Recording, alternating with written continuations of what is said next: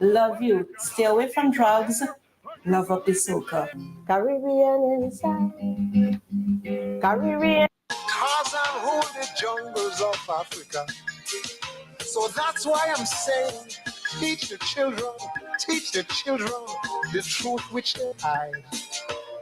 So therefore, Father, they'll see with honor, respect, and pride. Teach them that Africa is where civilization began. Teach them that Africa was the cradle of creation. Teach them ancient Egyptians were all African. Teach them that Plato and Socrates taught African philosophies. Teach them that poetry, music, and art was Africa's own from the start. Teach them Africans were the very, very first men to walk on this universe. Teach them. Teach them, teach them. Teach the children. Teach them, teach them. Oh, how they glorified Europe's past in the books they gave me. But they said my people were barbarous, no culture, no history. Africans were savage. We had no heritage until they came and preached Christianity. What a lie. So that's why I'm saying, teach the children the truth they must learn. Who are the vulture, stole our culture and call it their own. Teach them that Africa is the land of King Solomon, who married Makeda, the queen of Sheba, and African. Teach them Christianity belongs to us historically. Teach them Islamic culture came from Axum in Africa.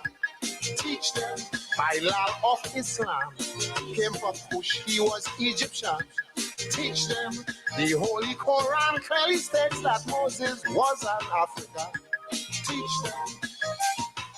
Teach them, teach them. Teach the children. Teach them, teach them. We have been misled, we've been underfed, made slaves and exploited. We all have been fed with lies, Europeanized and taken for granted. But a change is near, I could see the sign. Let's prepare your children and mine to take their rightful place at that point in time. So that's why I'm saying, teach the children the things they never told.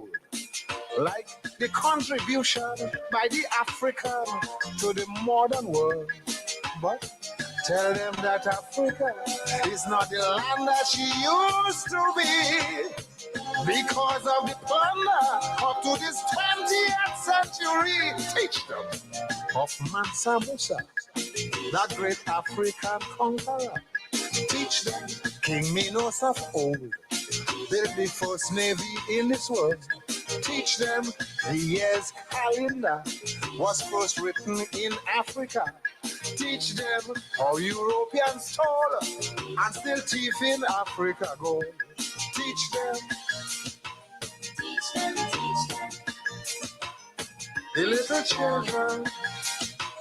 Teach them, teach them. You gotta teach them. Teach them, teach them. Teach the children. Teach them, teach them. It was the Egyptians who were Cushites that gave the art of writing. Also, the Egyptians who brought to light the skill of shipbuilding. The art of embalming up to this day has never been equaled in any way. But these people were savages, Europe said. That's why I'm saying, teach the children from books of the past, like the vanquished cities, the great Maccabees, and the Kebra Nega. Teach them that Africa, as all great historians know, man found his utopia nearly 4 million years ago. Teach them The Acadia was the first tongue spoken by man. Teach them. The Demotic Scroll was the first writings of this world. Teach them. Pharaohs were Cushites, who were blacks, not whites. Teach them. Medicine began by Imhotep, he was Egyptian. Teach them. Teach them, teach them. Teach your children. Teach the children. You gotta teach them. Teach them, teach them. African history. Teach the children. Teach them for me. Teach them, teach them. Teach the children. Teach the children. You gotta teach them. Teach them, teach them. You gotta teach them. Teach the children. Teach them, teach them. Teach them, teach them. You gotta teach them. I'm the Lord Kitchen. Oh yes, teach the children, teach the children, teach the children, teach the children. The wisdom there of Kelvin Pope, the late Kelvin Pope, the mighty Duke, the mighty Duke, the mighty Duke. Did something unparalleled. He won the Calypso Monarch 4 years in succession. No other Calypsonian has ever done that. Not even the mighty Sparrow.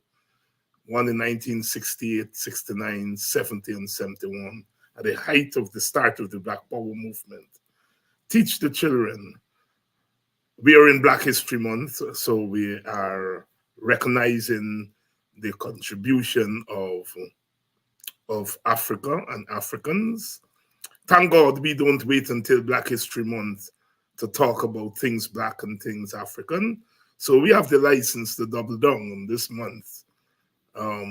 Black History Month, started by Dr. Carter Woodson, started as Negro Week, Negro History Week, and it is now Black History Month by law.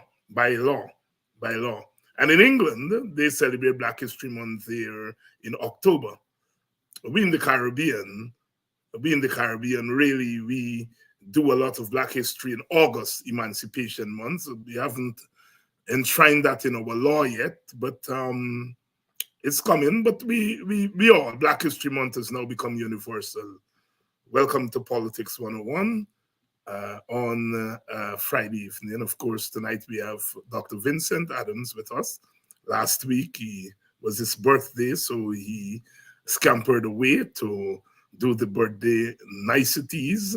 We wished him happy birthday last week. We wish him belated happy birthday again. He's with us. He's ready to roll. And we have lots to talk about tonight. We have lots to talk about tonight. If you're joining us from Guyana, welcome to Politics 101. I see Brother Dennis Atwell is here very early. Keith Beresford, always here. Philip, Albert, Easton, welcome. Dennis. No, Donna, where am I going? Donna Frezzo, welcome to Politics 101, and all of you who are joining us tonight. We say a special welcome to the people of Berbice, in particular the people of Baracara. We notice the government is there in Baracara, and they're trying to do things. We look, the government is our government. We may not have voted for the government, and they're overseeing our resources and our money. And we are glad here on Politics 101 that we have been able to talk about Shamar Joseph, but not to talk about him just as an individual, but to talk about him as coming from a particular place. And that place, Baracara. And they're all. We are going to visit Baracara in our own time. But we're glad. As I said on this program, as a little boy, we used to alternate between Bartica woman, Bobby Lang, like a long time, so long that we want for soccer. We used to say Baracara woman, and so forth. So Baracara is celebrated in song. It's a maroon country, and I say maroon country because what they did when they ran away from the slave plantation is to set up their own state. state within a larger colonial state. And whatever you say about, whatever else you say about Shamar Joseph, he's a Maroon. He's a son of Maroons. And so is his friend, his neighbor. We are now learning that Romario Shepherd, who made it before Shamar Joseph, is also a Maroon. Everyone is toasting and celebrating Shamar Joseph, and we must do that. And everyone is wanting Shamar Joseph to be everything, all things to everybody. And someone on our side are a little bit disappointed with Shamar because he thanked the president for helping him. Well, the president helped him. That's a fact. He helped him to get a CPL contract. And what is wrong with him saying thanks to the president? The president is not the only person he said thanks to. He said thanks long before we know he said thanks to the president. He said thanks to his mother and father, to his community. He pledged to go back to that community and to use the resources that are coming his way to help to lift his community. He said thanks to his teammates. He said thanks to all the West Indian cricketers, the past cricketers who saw him, from Ian Bishop, who stayed in the same hotel that he was staying with or something like that, and who spotted him, to Sir Courtney Ambrose, who actually spotted him when the Berbice Cricket Board took him there. And he said thanks to everybody. That is the poor man's, poor people way. We are grateful people. That is the African way. We are grateful people. That is the Guyanese way. We are grateful people. That is the West Indian way. We are grateful people. It is a gratefulness factor. So we can't beat Shamar because we don't like the president, and we have good reason for not liking the president politically, and some may not like him personally. You know, but not because we don't like the president politically, that Shamar should not say thanks to the president if the president helped him. You see, the problem, some people are saying Shamar is not black enough. Well, gosh, you look at that chap and you're saying he's not black. He's a very conscious brother. Look at that chap coming from a place where there's no high school. And look at the way he expresses himself. He's a very wise young man, very wise young man. C.L.R. James talked about the fusion of time, place, and person. He says, great individuals are really the combination of time, place, and person. Coming at a particular time, coming from a particular place, and then having the personal capacity to absorb the energies that are sent out to them. We have had these stories before. Michael Holden didn't play very many test matches. First-class matches. I remember in 1974 hearing Michael Holden bowling to Clive Lloyd in a Shell Shield match and hitting Clive Lloyd a couple of times. And that was enough. That was enough for Lloyd the next year, 1974-75, going to India to take my 1975-76, going to Australia to take Holden. Holden didn't play very many first-class matches. We have those stories. Fidel Edwards roughing Brian Lara up in the nets. And Brian Lara said this chap is potential. He got him into the test team. We've had these stories. What is unique, and there is something unique about the Shamar Joseph story, is that he came at a particular time. And he came from a place in which he had a story that would resonate with all of us and resonate with the world. And when you listen to that young man and you see him moving on the cricket field, you know that he has the capacity to absorb the energies that we are sending out to him. That is, those moments, they don't come every day. So I'm making the point that many people got into test teams play test cricket without very much first-class cricket. Many people did that. Many people did that. But every now and again, one person comes along that is able to bring time, place, and person. C.L.R. James, who wrote that the greatest cricket book ever written, Beyond the Boundary. Welcome to Politics 101. Good evening to my sister Donna, Liverpool. I think Donna, of course, is joining us from out there, I think in French Guyana or in Suriname, one of the two. Good evening to all those of you who are joining us from England. Good night to you. Joining us from England, from France. Welcome to Politics 101. It's Friday night.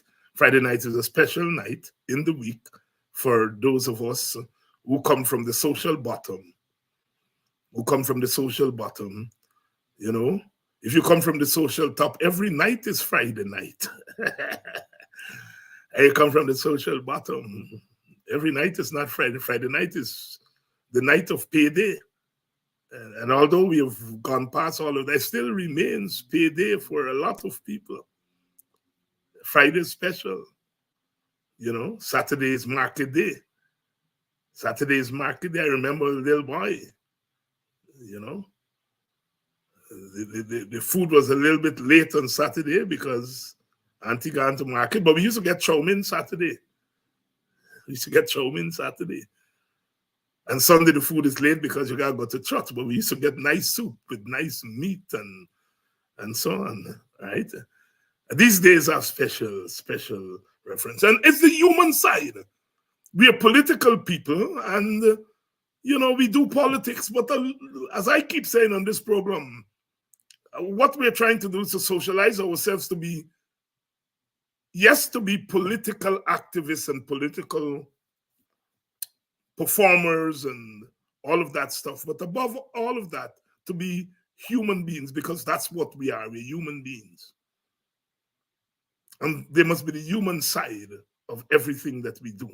Welcome to Politics 101. It's so lovely, so wonderful to be Guyanese, so wonderful to be West Indian. We may be down, but we're not out. The struggle goes on, always. And of course, the tears that have been shed.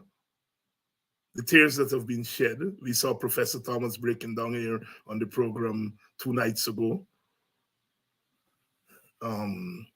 As I tried to link his own life's work and Shamar Joseph giving life to a lot of what the rest of us have been doing.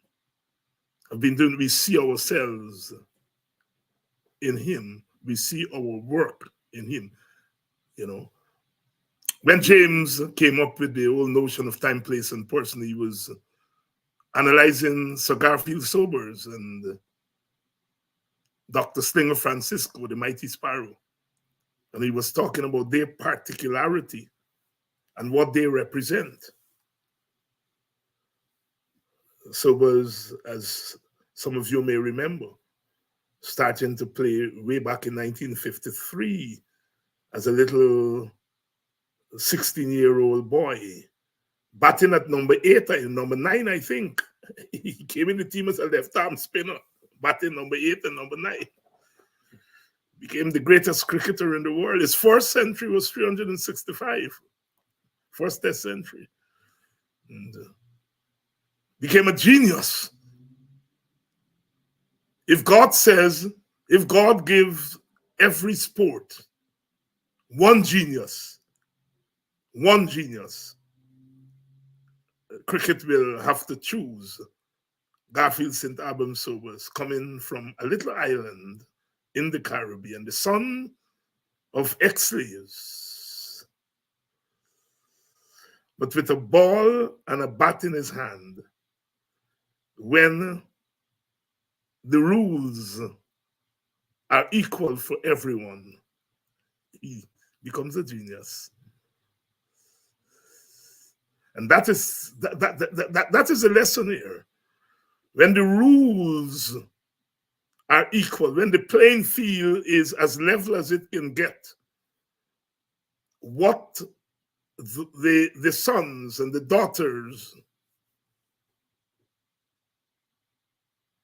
of the Caribbean can do. The poorest cricketing country in the world. And I take the liberty of calling the Caribbean a country. But we did what no other team has ever done, and that is we ruled the cricket world, to quote David Rudder, we ruled the cricket world for almost 2 decades. The longest any team has dominated a team sport in human history. It's no mean feat. And that is why I heard Carl Hooper saying that they had some drinks on the night after the victory, and the boys in the team were drinking, and he said he looked at them and he knew that even they didn't understand what they just did. And understandably so. These are young people who were born 20-odd years ago. A lot of them weren't born the last time we won in Australia. And they're seeing the world through the prism of today. But when Hooper and Lara cried, they had lived long enough to understand the political and social significance of what happened on that night. For us, night. It was day in Australia. They understood it, and that's where the tears came from for Lara and for Hooper. It is because they understood what that means for our humanity. You can walk the world with your head up. Some of you can't remember when Nelson Mandela walked out of that prison, 1990. I remember it. I was still a young man. I was in college, university. The world stopped. The world stopped. The world stopped. The world stopped when he walked out of that prison. And I remember the feeling one of the times that we cried. And when Mandela came to America, and Ted Koppel, the doyen of broadcast TV, used to do a program called, I think it was Nightline, and there was Ted Koppel interviewing Nelson Mandela, and wanting Nelson Mandela to condemn Muammar Gaddafi and Fidel Castro and Yasser Arafat, and Mandela sat up erect, African king, Mr. Koppel, you do not tell me who my friend should be and who I should. And we went to college the next day, and nobody said anything. We were just high-fiving one another, boys and girls, black men and women. We didn't have to say it. Here was a black man talking back to a white man at a time when black people did not talk back to white people. And we knew it. The moments. There's a reason that Sidney King's, no Guyana, this confounded nonsense must stop as stuck in our lexicon. You didn't talk to white people like that. And here was Guyana talking back to white people. In polite terms today, what he actually said is that I will not stand for this confounded nonsense. Well, in those days, confounded, I will not stop for, today we would say, I will not stand for this so-and-so nonsense. But in those days, confounded was so-and-so. That's what Guyana was saying, so-and-so. And of course, forever the creative people, we take the Guyana thing and we said, this confounded nonsense must stop. We put the folklore on it. And it has survived to this day. Because Guyana was talking back to the white man, the governor, not just a little not natal white man, governor. Meddling in his ministry, was then Minister of Works. I will not stand for this conformity. I will not stand for this so-and-so nonsense. You know what that did to ordinary Guyanese? It says to them, look, we are equal to white people. We can point the finger in the face.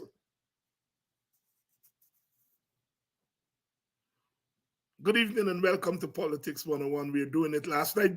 Some of you left before we said Itpadaji doesn't have money. They can't pay the light bill. They can't pay the salaries. They get water bill to pay. The government is not giving them the money, the subvention, the $100 million that has been voted by Parliament. And I asked for us to make our small contribution to Itpadaji.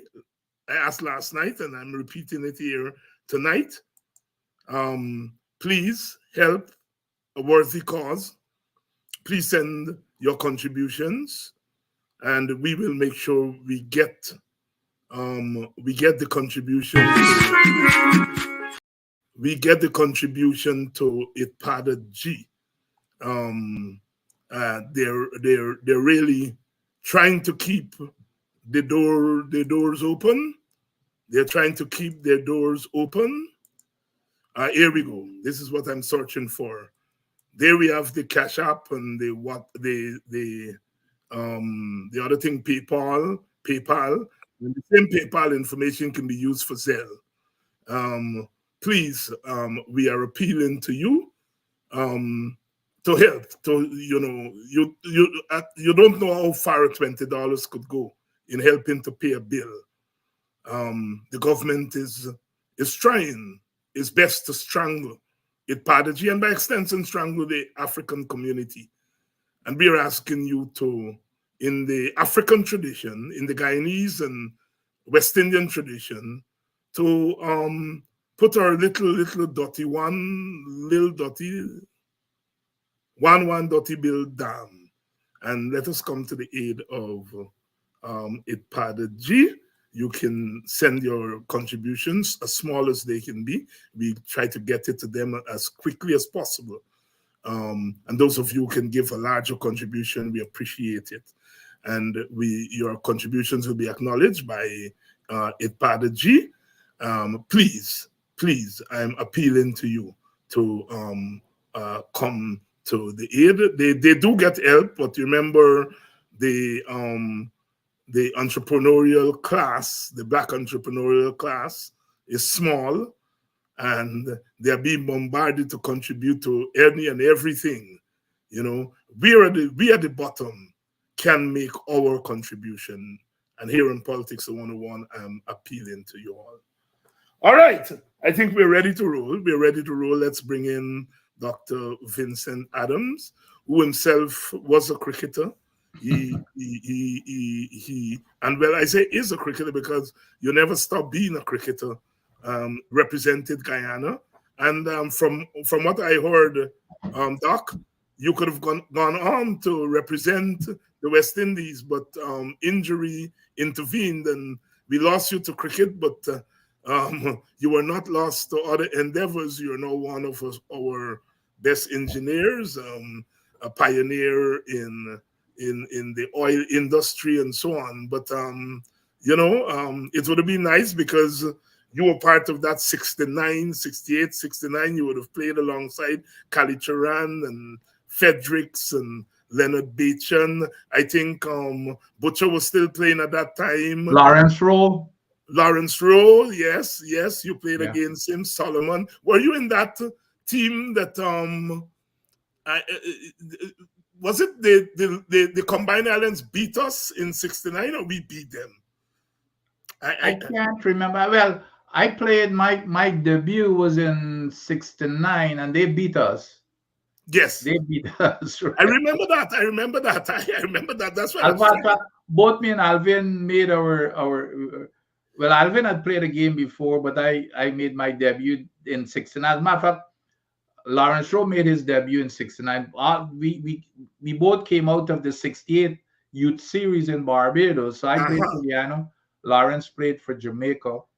and Alvin and I played in that game against the islands in The St. islands, and that time the islands were quote unquote weak. And I remember Yeah. I was a 9-year-old child, and I remember crying because I heard that the combined islands was weak and they beat Guyana, and I think you all played in Dominica.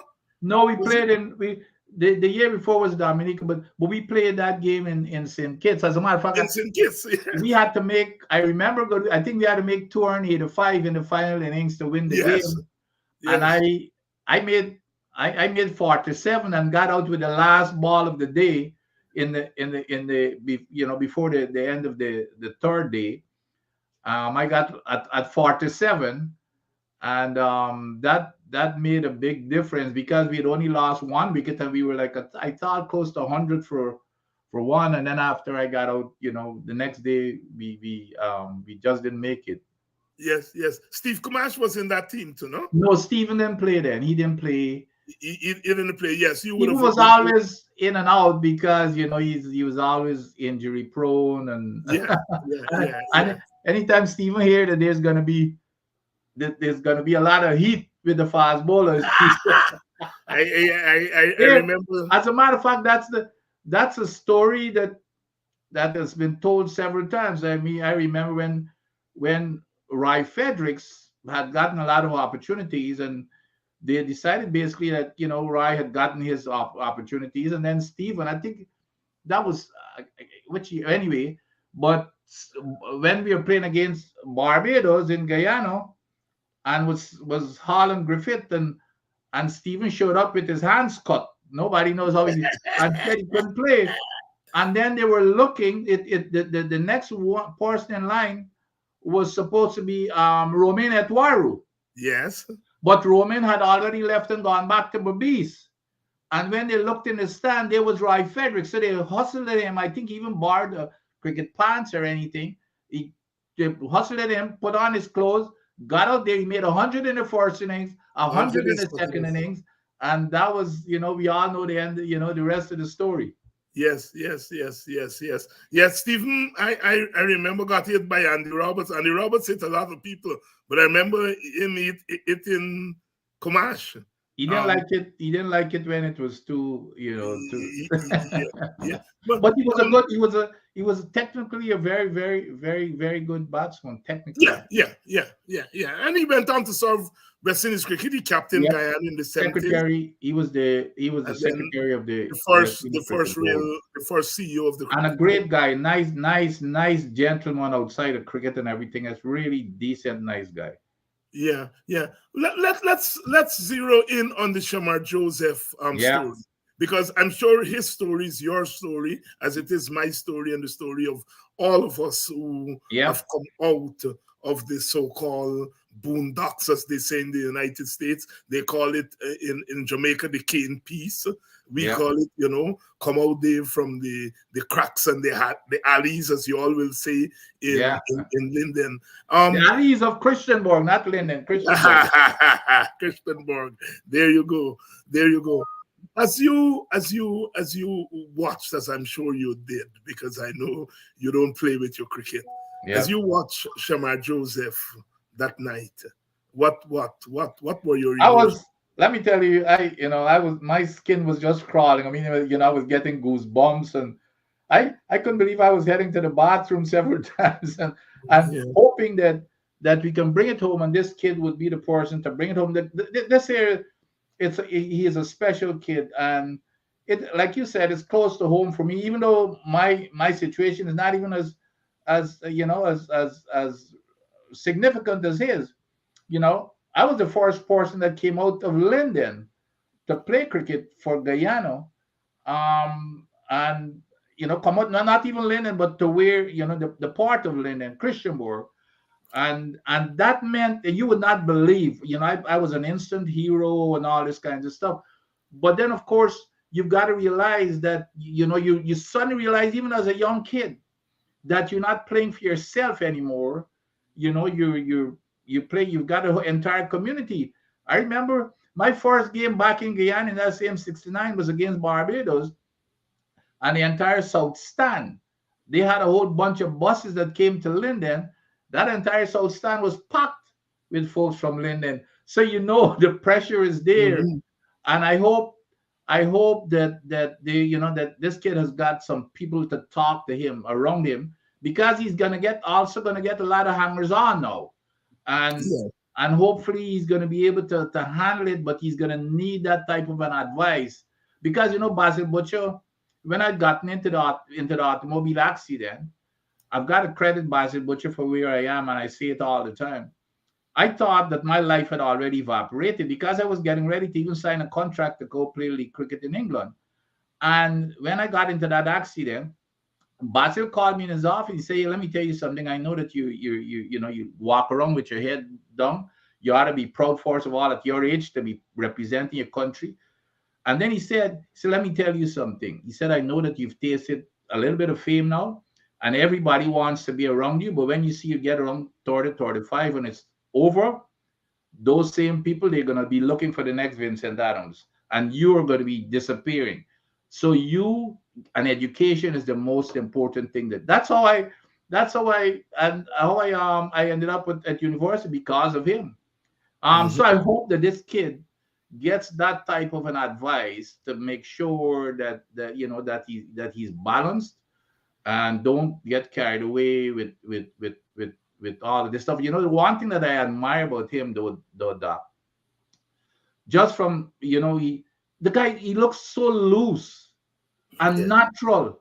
Natural. Yeah. Even he may not sound as smooth as somebody, but he's speaking from the heart, Yeah. and you can see that he's genuine. And when he spoke, he's very, very humble, obviously. And the guy was ready to go for. He could have gone. He could bowl all day long. And we all say, well, okay, he only started playing cricket last year, fourth class cricket last year, but that may turn out to be a good thing, because he doesn't have any wear and tear on his body like other fast bowlers. This guy was clocking, and I don't think that was clocking now above 145 kilometers per hour, consistently. Now you tell me he has just started playing cricket, and if somebody gets to sharpen up his technique, and so, he will be topping 150 consistently very soon. Again, he's just starting to learn, and he's got the enthusiasm, and the guy is he's strong and he's fit. He's one of the fittest players that, and the guy is just loose. He doesn't have a nervous bone in his body. So I'm looking forward to him, But the one thing that and I heard, you mentioned the stuff about him praise, thanking the president. I don't know why people would be upset at that. That should come as natural. But what I didn't like was, when I looked at the big reception at the airport and everything, I think that the politicization of what is going on here. When you look at it, you had ministers, then you had the president of the Guyana Cricket Board. Then the guy who should have been there with him is the president of the Berbice Cricket Board, Cricket board. Foster. Who Foster. brought him up. But you know what they did to Foster? They sidelined Foster when they got into office, and this president used people like the Harpers and the Barrys and them to get into office. And when he threw them aside. The Ghana Cricket Association with Harper and Neil Barry and those folks, and Foster, they threw them aside. Foster was the Ghana Cricket Association, not the Ghana Cricket Board representative on the West Indies Cricket Board. They removed him, and they tried to get people to run against him as the president of Berbice Cricket Board of Control. He's the guy that has done more for Berbice cricket in the last several years. And he was the one responsible for getting Shamar in the camps where he was discovered by Courtney Ambrose, but he's nowhere to be seen. Suddenly, all of these ministers showing up at the airport that probably, never had anything to do with cricket. The Ramsden had given a really nice speech, by the way, and it was appropriate for him. But he very words of encouragement and good words of advice. But then, they should have at least showed the decency to bring, Mr. Foster in. So it's this thing about politicizing this thing now that I don't like, and I hope that Shamar can just be careful. Be careful, and that's it. I mean, the PPP will politicize and politicize in a partisan way, and not understanding the political and ethnic implications of what they are doing. Yeah, Foster did so much. I mean, look. I mean, it's not. I mean, Shamar is the star, but there was Sinclair in that team. Yep. There was Morty there. Yeah. I mean, Edmire's lost his way, it seems. Yeah. But he's from Bobby's. Yeah. He's from that area. Romario Shepard. Romario. And I heard Bishop talk about the young fast bowler Silas, that he said is quick. He's a young man. He hasn't played all the youth cricket, and he's hoping that somebody in Guyana pay attention to him. I think I heard the young man name, but that Berbice is the place that is producing the young cricketers because of Hilbert Foster. Absolutely, it's because of Hilbert Foster. I have no question. And when I look at this kid, I could not believe it that this kid did not play cricket for a long time. The kid had a discipline, without getting into the technical stuff. The discipline, if you notice, to hit the line and length, he was in that zone there. That off stump where I used to be an opening batsman, and the worst place, if you keep attacking that off stump all the time, it's in my mind whether I should play or not. But for him at this age to be right in that channel with good length and with line and length, it was incredible. So you could imagine what he's gonna do, if he keeps up that discipline and keeps fit and everything. This is a special kid, and it, like you said, Doc, wonders. We can achieve wonders as long as we are on the same level playing field, and with the same rules, and all we ask for are the opportunities. He had the opportunity through Foster and others, and he's delivered. That's all we ask for: a level playing field and the opportunity to perform. If you're joining us from the quarantine from Berbice, good evening. Good evening, Mr. Foster. If you happen to be passing by, I think Foster is Butcher's son, no? Or I can't remember if he's Butcher's son or his cousin or something. They're related, though. They're related. Yes, I think he's related to Basil Butcher.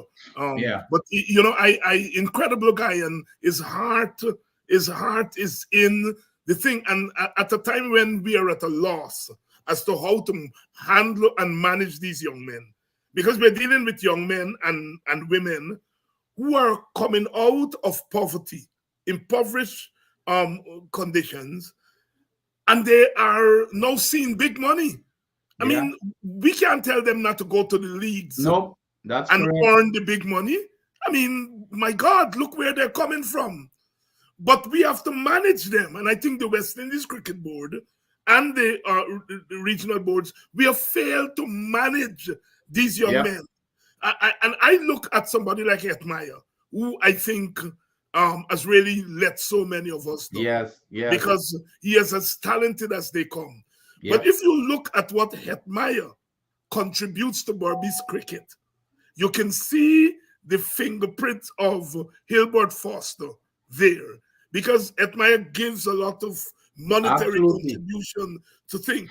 And when I look at that, I say to myself, there is still hope for Shimron, because I think whoever is dealing with him in Berbice has already instilled in him that giving back. Yes. We have to get his head right, and I hope that they've dropped him now. That he come to his senses. Lance Gibbs once said, if he catch him, he will bend him over and put some take off his belt and put some lashes on him. And Lance don't make joke. Lance is a very one of he's you talk about the disciplinarian. Lance and Butcher, the old school guys. You couldn't mess with them when you're around them. Yeah, I mean, they would drop you. They don't care how big a star you are. So Lance was serious when he was saying that. Yes, and if they're friends and family of Shimronet Maya listening, want to say that we love that brother. We Oh, we love him, and we want him to take his place in the highest form of wrestling. He should be playing all formats. I mean, he's just talent. He's all of the old talent come together in a new skin. And he's still a young man. And, yes, I look at him and I'm not, this is not personal. I saw a picture here recently, and he's just ballooned up now. And just the T20, he's bigger than just T20. I like I said before in some of the chats, the man needs, because we know they're not taken care of when their careers are over. So they need to go make as much money as possible with the T20s. And, look at Kohli and all those guys who are playing all three formats all the time. So, he should not only, the money will come, but at the same time, he play it for the pride of, of representing your country and the Caribbean, because that cricket is more than just a game to the Caribbean. yes. It's part of our culture. It's a religion to us. I mean, yeah. So those are the kinds of things, and you got to remember, you didn't get there by yourself. That's it. You didn't get there by yourself. There's lots, like when I came out in my community, people practically held my hands as a little boy to take me and do the things for me that brought me where I am, so put on your pat for you. Absolutely. Walk behind you. I remember as a little boy walking there, but I was older than Kalupa. But when I saw Kalupa as a little youth man, I said, I have never seen anything like this since Rohan Babulal Kanai. I have never seen an artist. I saw Kanai when Kanai was going out, and then when I saw Upas a little, I used to walk all over Georgetown. I remember youth competition being played, I think 1985 in Ghana. That's when I see people like Kenneth Benjamin and them. Me and my partner, Dr.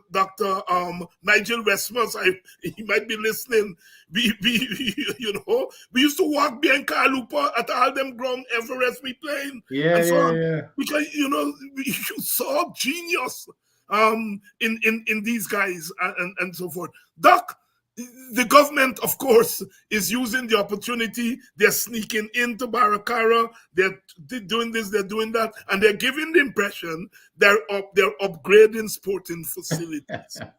But behind that, there is something else that is happening. Talk to us. Well, and this year has been a serious problem. Not only, and it's happening in Linden because I've been following it. I've been part of some of the protests and everything else.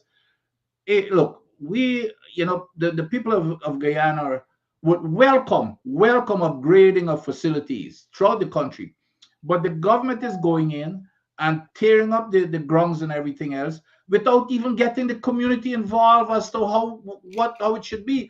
And not only that, for example, in the Linden, in the Mackenzie Sports Club, where I grew up, and most of the kids from that area grew up playing at that Mackenzie Sports Club in the afternoons.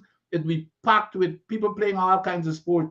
They tore up everything, again, it's not that we didn't welcome it. The people who are not involved, and they switch it to just a football, and then no cricket, and then they're going to put cricket someplace. They did the same thing, I think, at the facility in Bartico, and they brought a Trinidadian company to do the work, not nobody local. So now, that notwithstanding, it is kind of funny. So now, to politicize it, my good friend, and I like the guy, the young Ramson. I saw him give a speech, and Ramson now is peddling this Mackenzie Sports Club completion. Well, it's in Watuco. Well, for those of you who know Linden, Watuco is the place where the white folks during the bauxite time used to live, and black folks couldn't. There was a barrio, a big thing. So we couldn't, none of us, like people looking like myself, could go in except the maids. And when the maids go in, they used to spend like a week or 2 weeks in their quarters, and then they come back. So we couldn't go in that. So that was what Watuco was. So what Mr. Ramson is saying, that now with the sports club, he said, as a matter of fact, he said the sports club is in Watuco. where the local folks couldn't go. So now they're gonna get an opportunity to go there. So he's trying to tie it now that suddenly the sports club is gonna open up the door for the local folks, the colored people, the brown and black folks to go in there. That's absolutely nonsense. It is not true.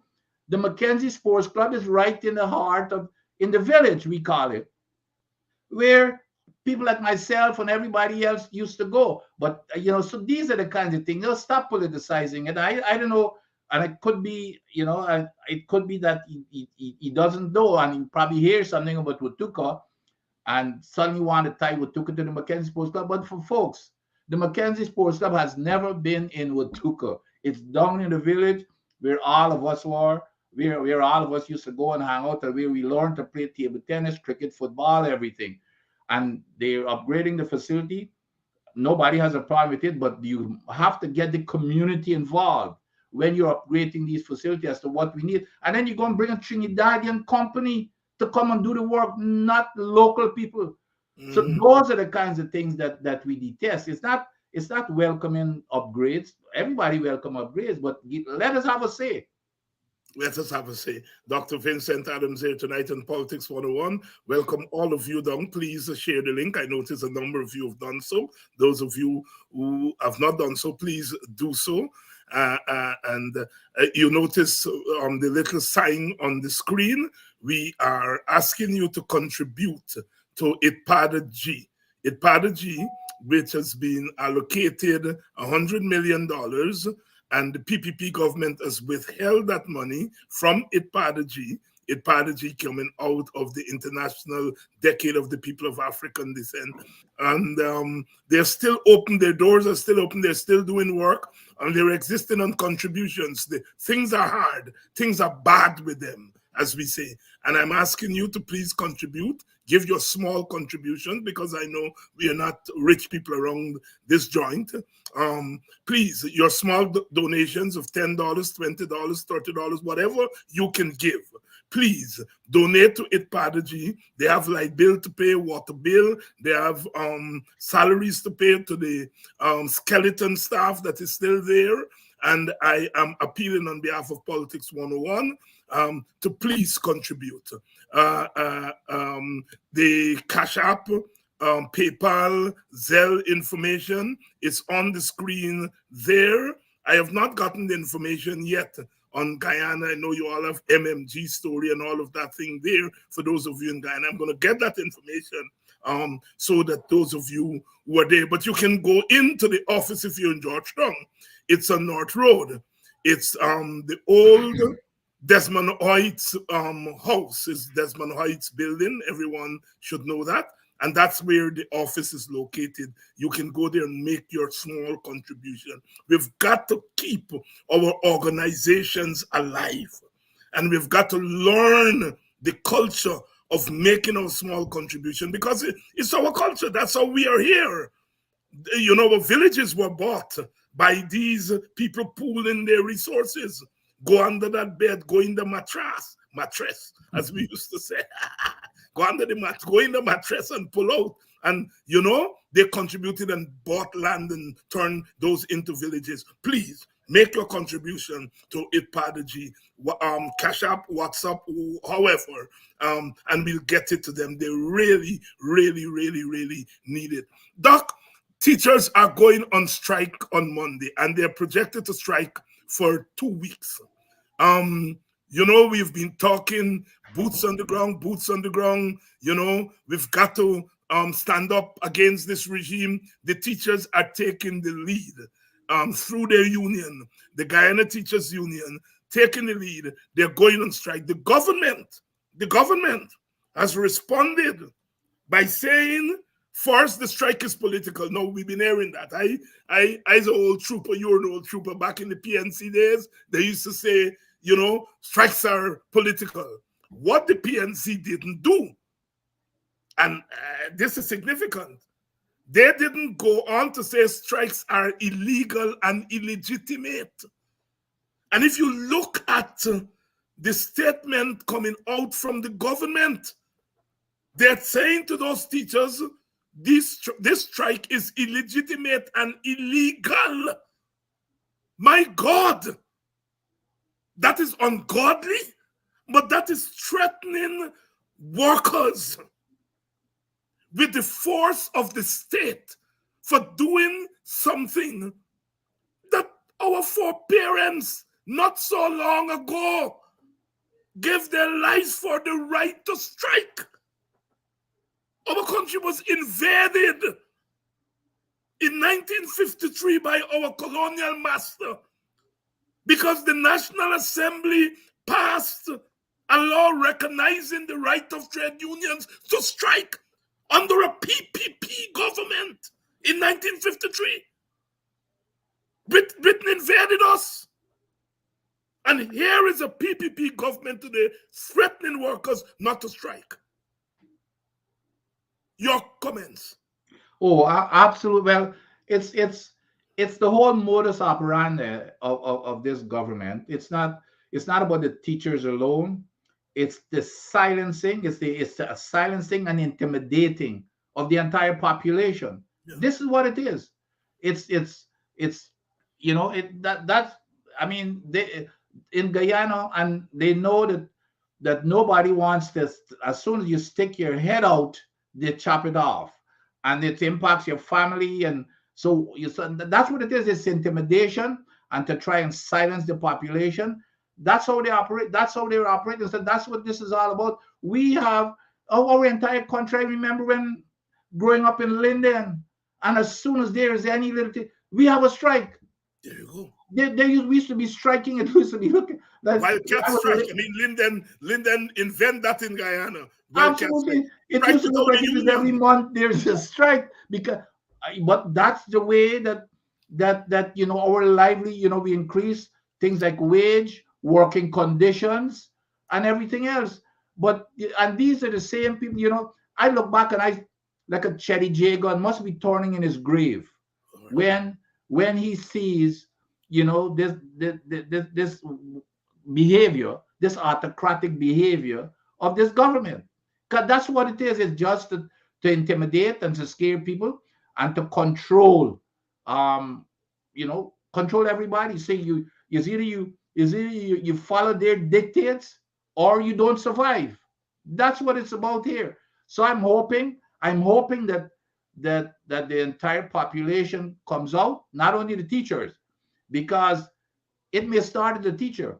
Yes. And I am saying that every single, all of the different, the entire workforce of Guyana should come out and support these teachers.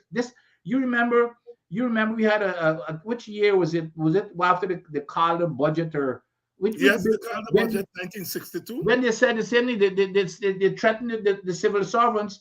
They couldn't strike, and when the civil servants came out in full force.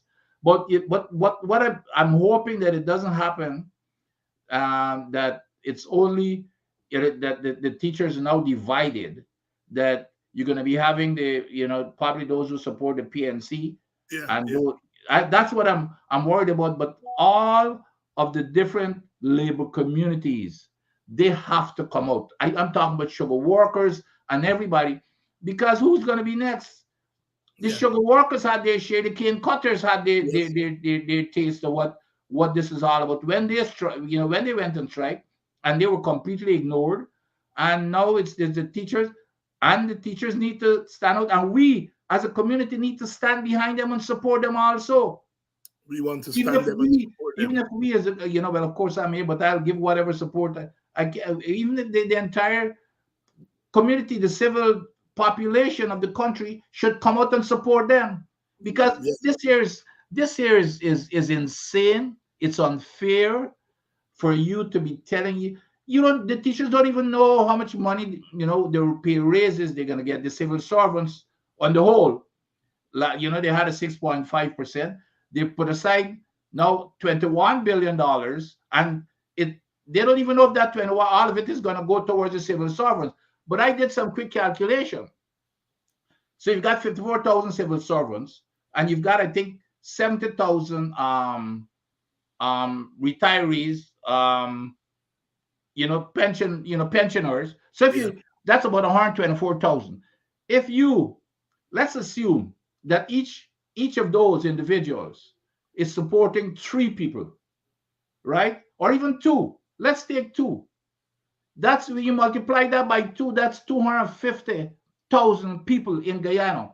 That's more than quarter, about 30% of the population, right? And if you look at the total amount of money, that 21 billion that I'm talking about, and if you add up the money for the pensioners, it's 2 billion. So we've got, let's say, 24 or 25 billion dollars total for them. So you're getting a third of the population is getting 2% of the budget. There you go. And roads alone, and if roads is getting almost 20% of the budget. Mm-hmm. I know where the roads money is going to way less than 1% of those contractors who are building. So that's the disparity. That's the disparity we're dealing with here. Again, I want to repeat that. A third, at least about a third of the population is getting 2% of the budget compared to roads, which goes to way less than 1% of the contractors. They're getting almost 20% of the budget. So that is where the disparity is coming in. That is where the disparity is. That is where the disparity is coming in. And we call on you to support the teachers' strike starting on Monday. Those of you who are parents, please, in the interim, pick up the slack. Pick up the slack. You yourself should become teachers now when the teachers are on strike. Help your children when they come home when they're in the afternoon. Help them, because we've got to support our teachers. There's no school without teachers. And teachers all over the world are disrespected. But Guyana is the worst when it comes to the way they treat teachers. The way they treat teachers. And the teachers have a just cause. They have a case and they have a right. They've begged. They've cried. And now they are taking action. Let us give them our support. And talking about support, please, IPADG needs your support. IPADG needs your monetary support. Please support them. They have to keep their doors open. They have to continue to do the work they're doing. The government has withheld the meager $100 million from them. And please make a small contribution, or if you can afford more than a small contribution, to IPADG. The digits and all the stuff, it's there on the screen. Please make your contribution. Brother Vincent, before we get off of that, and you know, the sad thing about it, I listened to the vice president as usual, his press conference. So now their tactic is they start going after Coretta McDonald. Yes. He's starting attacking her, showing that how she's partisan and how she used to go to his office and complain about the, you know, when he was in the opposition and all kinds of stuff. But the other thing, that the most important thing is for the parents to support these teachers. Yes. You know, I always say that the teachers are really co-parents of kids. Yes. You spend as much time with the teachers as you probably spent with your own parents, and your teacher has as much to mold you as your parents. So they're co-parents of these. I still remember a lot of things that I didn't learn from my parents, but from my teacher, that they instilled in me certain discipline and values that you get from your teachers. So I hope that the parents understand the importance of it and put aside the politics. You know, it's this here is all about fairness and common decency in the way that you treat your people. The way you treat your people, Dr. Vincent Adams, Dr. Adams. I noticed that they've done a kind of survey on the oil governance issue, and we are not doing too well on oil governance. We have been saying it. You have been in the forefront of oil governance, but now it seems as though the outside people are saying that the governance of our oil is not good. Talk to us about that. Oh, absolutely. This here didn't come from me or you. I just want to make that clear to the folks. This came from an organization, an internationally recognized organization that monitor the oil producing nations. So they've monitored, I think, like 80 countries. And it's called Transparency International. And the Natural Resource Governance Institute, Natural Resource Governance Institute, and they ranked Guyana as weak. Guyana got a score of 55 out of 100. They rank it as weak. But even more than that, the Transparency International, which I think is more, well known by everybody else, they come up with a corruption index, and they monitor that every year. And here is the report from them. They said that, and this was in the newspapers here recently, by the way, the corruption index has stagnated at 40. As a matter of fact, here, I'm going to read so you don't think that I am, I'm making this political. Here's what it says. It says the fight against corruption has stagnated in Guyana in the recent years after the country had dug itself out of the morass during the years of the previous government. Transparency International observed in its latest corruption index. Here's what it says. When the PPPC demitted office back in 2015, the country was scoring below 30 points. However, during the years of the APNU AFC, that score steadily improved, reaching 41. So it increased by over 30-something% within that short 4-year period. And then it said 3 full years since the ruling PPPC returned to government, the ranking has stagnated at 40, ranking it at 87th out of 180 countries. 87. So the gist of the story is, when the PPPC demitted office in 2015, the ranking, and the lower the number, the worse it is. The ranking was less than 30, but let's call it 30. During the very short years, it went up to 40 when they took out when they went in 2020, and it has stagnated in 2020. It hadn't moved since then. So that's the gist of the story here. That's the gist of the story. And sisters and brothers, the teachers are going on strike on Monday. Please support the strike. Your parents, please support the strike. Your ex-teachers, please support the strike. Your public servants, please support the strike. All of us. They are striking in the first instance for 2 weeks. We'll see where it goes. They're attacking Sister Coretta McDonald. They've targeted her. Please, we've got to protect that sister.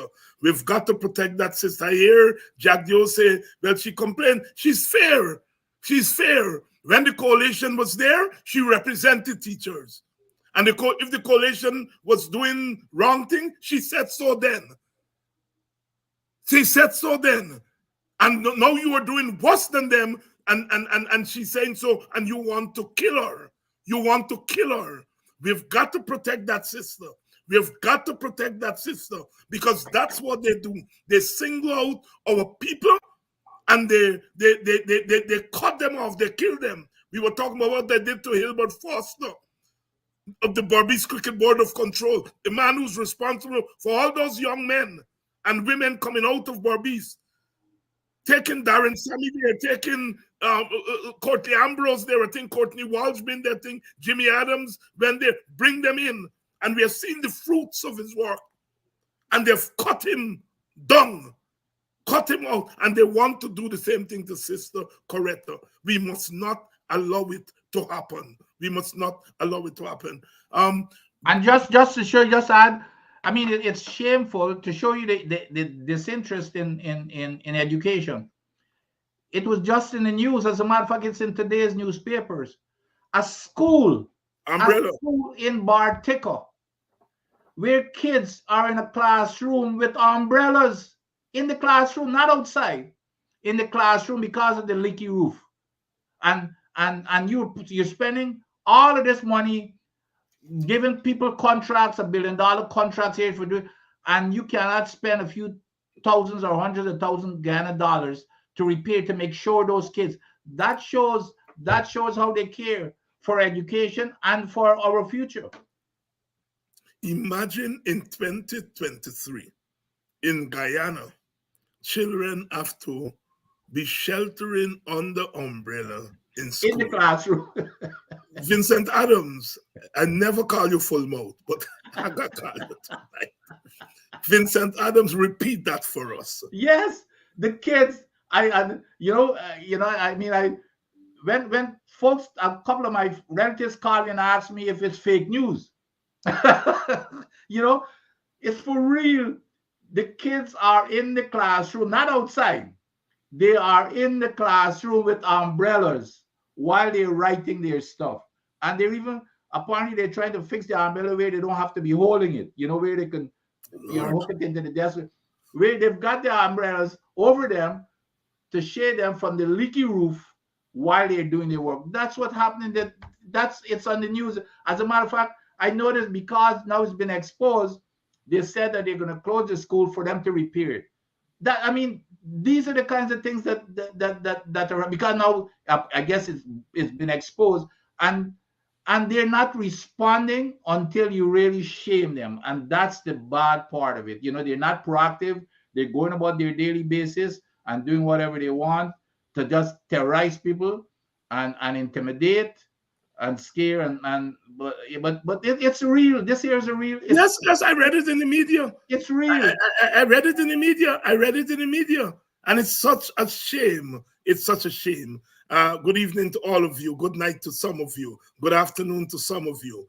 Welcome to Politics 101. If you're from Berbice, big up yourself. If you're from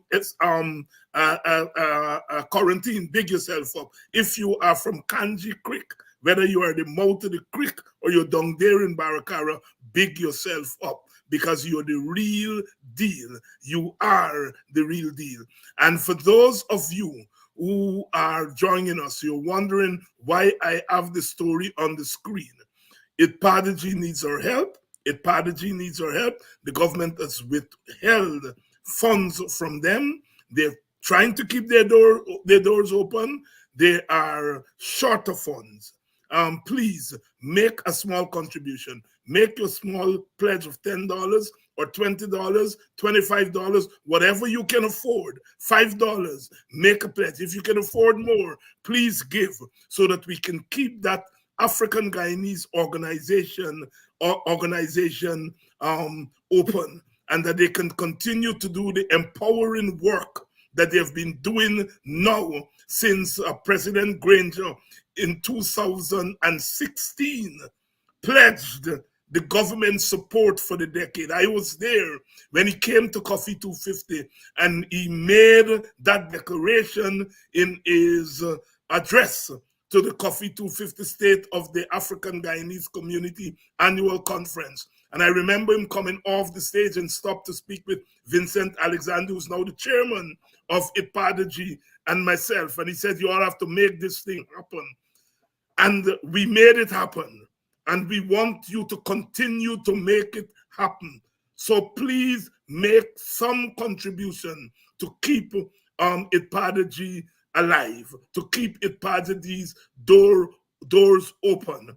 You can do the Cash App story, the PayPal, the Zelle, the information there is on the screen. Next week, I'm going to have the information for those of you in Guyana, where you can call to give and to make your donation. We've got to keep it going. Those of you who can make larger donations, the entrepreneurial people, the people who own your small business, please. Those of you in the diaspora, I know that we tax you all a lot. I know that. I mean, you all already sending a whole set of barrel and story and keeping your families at home. And we ask you one more time to come out for your organization. IPADG, put we money where we mouth it, and we know that we can do that. We love you. We love you. Doc, there are a couple of things you want to talk about. Talk to me. Yeah. There, I of course I've been following all the debates in Parliament, and it's astounding how these people are so arrogant. Like Minister Parad yesterday, it was painful just watching. A simple question was asked. You've got money for all of these markets, Mon Repo, all over the place. They're rehabbing the markets or building them over because a lot of them were on fire. Charity and they. Would you believe, Doc? I mean, I could not believe it that she could not even say how much money is there for each market. I mean, and the MP kept badgering until he had to give up. I mean, that's totally responsible from Minister Parag, but that's the kind of arrogance that we have. And she was enjoying it. She was enjoying not giving information. Then the other thing this year was Minister Dictatorship, and he seems to be have a habit of misrepresenting this full liability coverage or parent company. And all it says is, which is, I was the one who put it into the permit before I left under the administration. I had full support for it to say, if you have a spill, Exxon, the parent company, has to cover that spill. It's a guarantee. It's not costing you anything. He decided to go and talk a lot of stubbornness in Parliament. Of course, it caused me to write a letter, and it started raising questions. So you remember that the Judge Kissoon's ruling in favor of the plaintiffs, Collins and the other guy, to say, yes, they agree with what's in the permit. Exxon has to provide a parent company guarantee. The government joined with Exxon to appeal that case, even though they had already decided the permit. But when the PNC or AFC government left, they threw that aside and think that they can get away with it, except that Kissoon stopped them in their tracks. When they appealed, Judge Richard Pusat said, well, okay, while the appeal is being heard, you need to deposit $2 billion at the EPA. Well, the plaintiff says, well, after a while, we need to see proof that you have deposited the money. Would you believe again, the government went to court to oppose it. And so it came up again in Parliament a couple of days ago.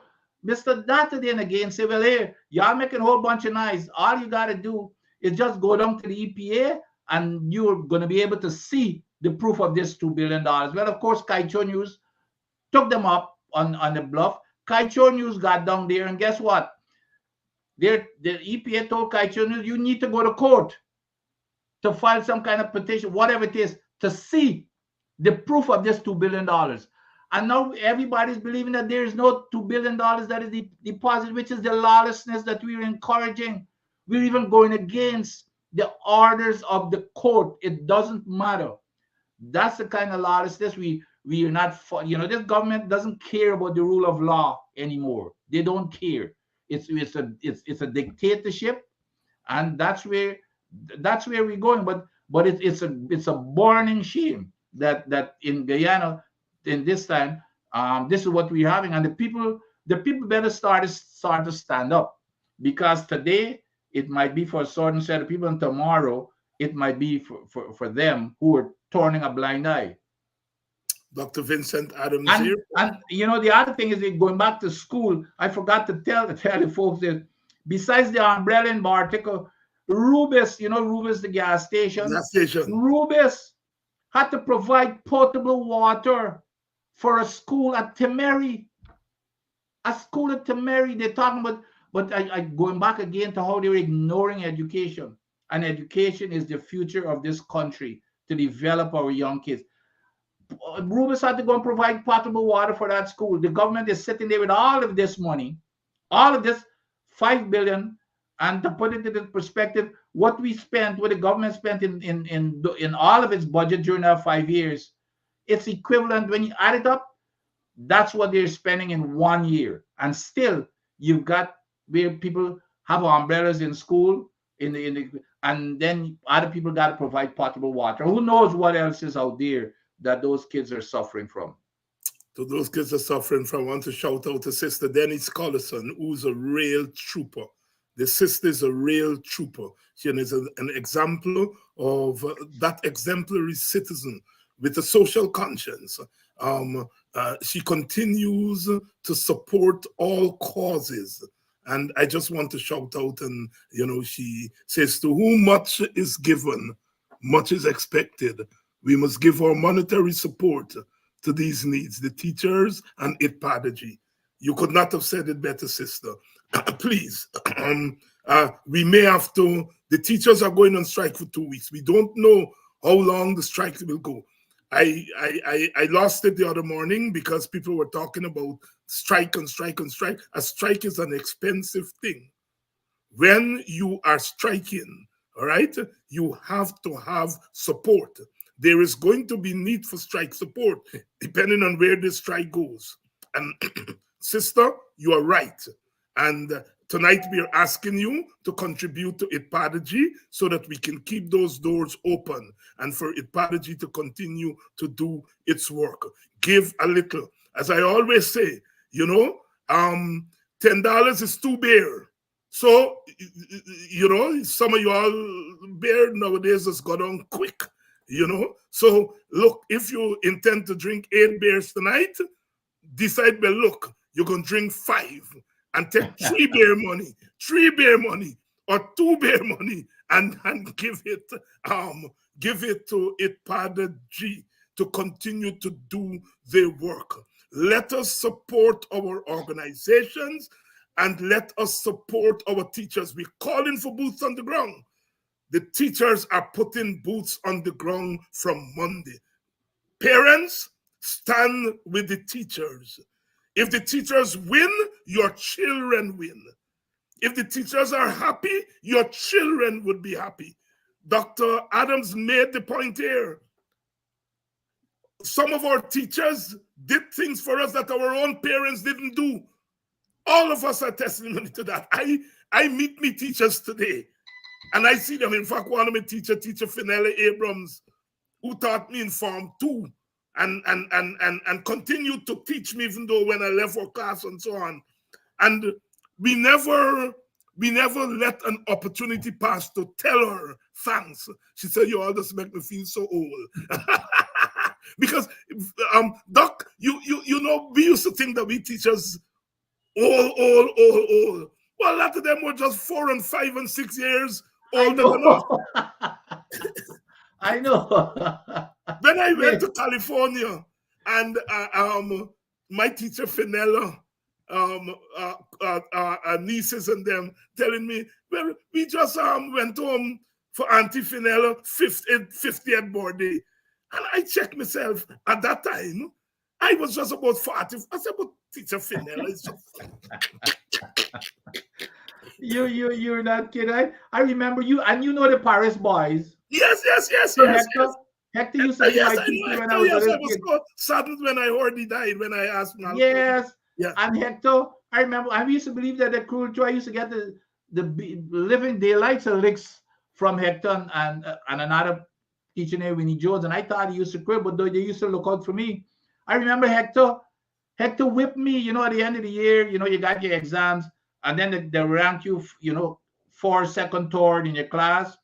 Yeah. Well, I brought third in my class, and Hector benched me in front of the whole school for bringing third. There you go. Yes. I never brought third again. And imagine, and third. Yes. Third. He benched me for bringing third in my class. Yeah, our teachers are so important. They looked out. They make sure that you were. Yeah, I remember dropping down to, I can't remember, 60-something or 70-something in English. Teacher Finella, Regina used to beat you. She used to screw your ears. Where the lady put on a screw in for me ears and so on. Yeah.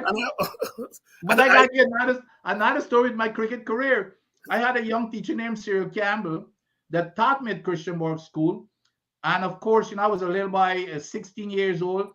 They're picking the 4 schoolboys team to play Caribbean schoolboys in 1966. And of course, nobody remember anybody from Linden. In them days, when you had the road, we had the Irish car. Right. So your parents are going to send you to Tongue Norway. Nobody ever hear anything from me. Cyril Campbell took me on the Irish car the Friday night. They had the trials at Central and all over Georgia, and they got trials from kids coming from all over the place except for Linden. And he had a big mouth. He go in front of the selectors and, oh, I've got this boy from Linden. He's the best cricketer. This man started boasting about me. Tell the selector, say, all right, who's this boy, Vincent? And they put me in one of the teams. And I go and I make 24, and I took some wickets, and that is how I got to play on that Force Guyana team and got the exposure. But all Yes. right, I would not because cricket had a lot to do even with my academics afterwards, and the opportunities and the exposures. But had it not been for what he did that day, I would have probably never played, to the level that I played and be Yes. known. Yes. So, teachers again, to me, that's why I like to call them your second parents. That's They right. are your second parents. That's right. That's right. And so teachers are going on strike. Let us support them. Let us remember what our own teachers did for us. Shout out to my former teacher, Earl Boson or Kanji Man. A Kanji Man, I remember the man come to Buxton teaching us and so on. He used to put 3 rulers together. He beat you.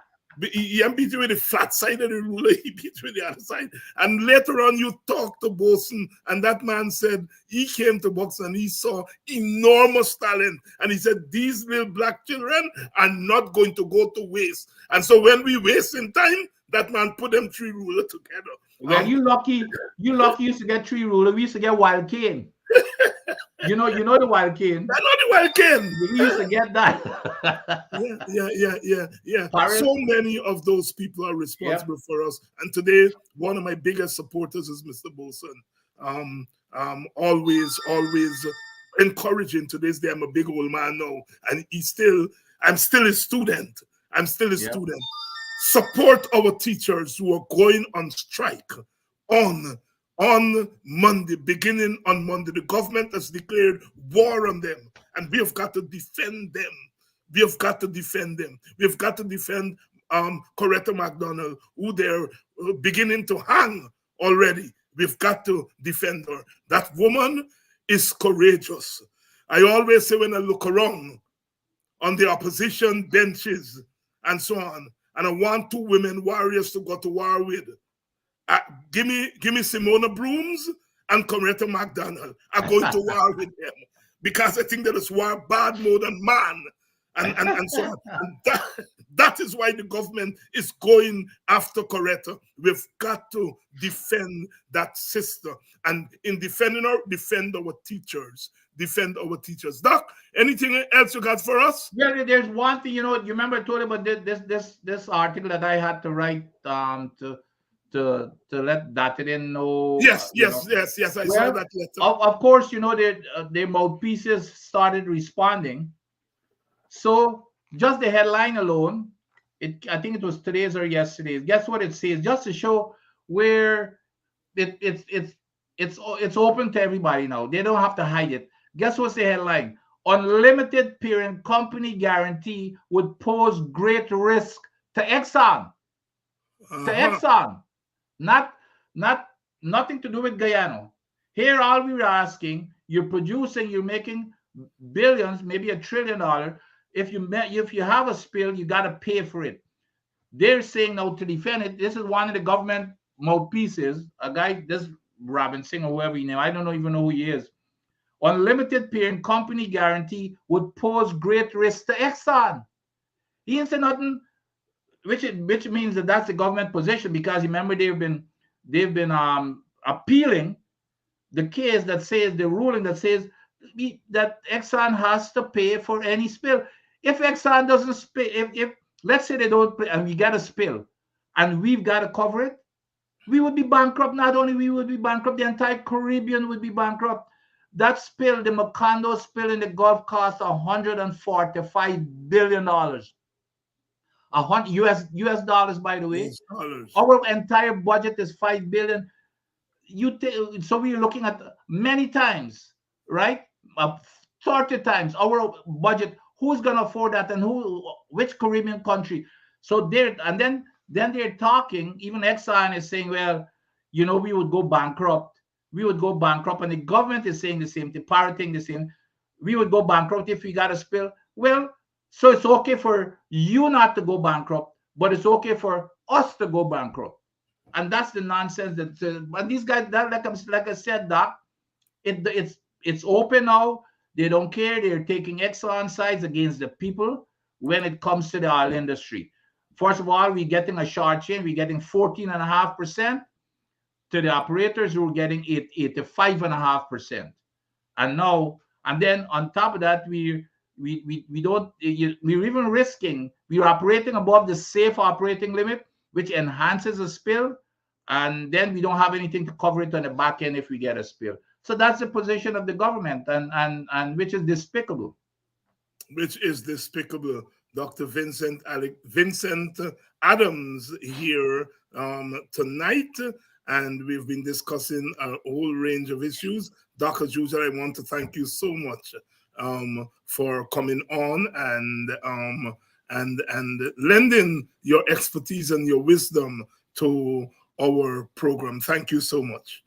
Thank you, Doc. I really appreciate it, and keep up the good work. But I just want to close by saying that, just again, to let the teachers know, let Coretta and her folks know that we're behind her, and whatever if we can communicate, if they can communicate as to what we can offer, we can get from the diaspora, I'll be right at the forefront of making sure that do whatever we can from here.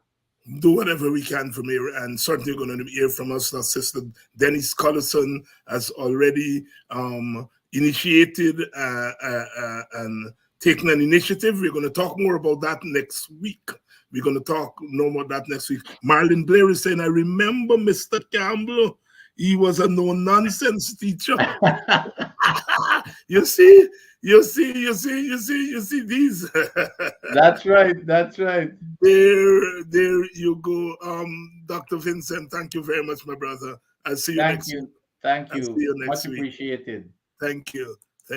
Dr. Vincent Adams, a wealth of knowledge and certainly a man of the soil, and bringing to us a perspective on a Friday night. The teacher strike starts on Monday. Be prepared to stand with them. We're going to be keeping watch on that strike. And remember, we have to start somewhere. The teachers are showing us the way. Let us stay with them. And please make your contribution to ITPADA G. Please make your contribution to ITPADA G. Please make your contribution to ITPADA G. The digits are on the screen there. ITPADA G needs our help. No matter how small the contribution, we're going to make sure it gets to ITPADA G. We've got to keep those doors open. If we love Shamar Joseph, if we love what he has done for us, then let us contribute towards taking that momentum from Shamar Joseph and laying the groundwork for our eventual victory, a victory for all Guyanese. We are not about exchanging one party for another party. We're about improving the level of governance, improving the quality of governance in Guyana. And if that means that the PPP has to go for us to open the doors for improvement, we've got to do that, but we can't stop there. This thing is bigger than the political parties. Political parties are important. And sometimes we have to make a choice because that's what we are given. But we, the people, we have the keys in our hands. Make your donation to ITPADA G, and I'll see you all next week, Monday. It's weekend. You all, I said, throw back a little on the weekend. Spend some time with the grandchildren, the children, depending on what age you are, and so on, because the children are our future. On Monday, we're going to have a new guest, a brand new guest to Politics 101, and I'm going to see you all then on Monday. Take care of yourselves. The struggle goes on. The struggle goes on. You cannot win anything without struggle. We're in Black History Month, and we're going to be celebrating Blackness during this month. Of course, we celebrate Blackness every month of the year, but we're going to take the opportunity this month to dig for the Last Night Water Show with Vincent Alexander and Eric Phillips. wealth of information, wealth of perspective. They're going to be back next week. Dr. Henry Jeffrey is going to be back next week. We're going to have a new guest next week. We are really going to pan down. We're going to keep monitoring the teachers' strike next week. Next week. This is about our teachers, our other parents, our teachers. Good night.